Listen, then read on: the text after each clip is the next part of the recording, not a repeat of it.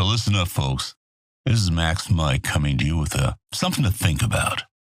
It's no secret that the first bioplagues were released back in the 90s by the old USA, and they were effective.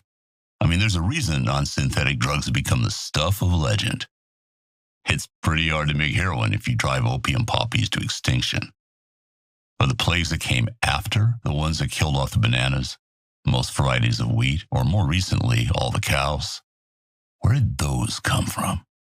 Now, if you listen to the experts, they were naturally occurring mutations of existing diseases brought about by climate change and overcultivation. Yeah, like we've been hearing that for the last 70 years. But here's the truth. There's been an invisible war going on between rival agricorps for decades now. And the casualties? Your food supply. See, this started after Biotechnica developed the formula for mega yeast. That's the primary source of Chew-2, that stuff you put in your car.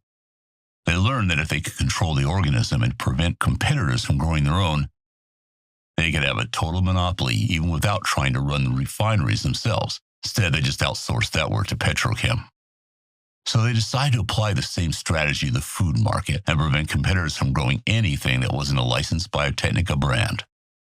They started making Terminator crops, resistant to the naturally occurring plagues that ravaged North America during the collapse. But if you don't pay a yearly licensing fee, your crop just stops growing the next season. So what came next? Engineered viruses designed to kill anything that wasn't a licensed crop. Now, I've got friends at Biotechnica. You put enough booze into them so they can't lie anymore. They'll tell you that they didn't shoot first. Their European and South Am competitors started this war. And that may be true, but it doesn't change the fact that every year there are more crop failures, more extinctions, more plagues. Biotechnica today spends more money researching biological countermeasures to beat the competition than they do on growing crops or even on marketing.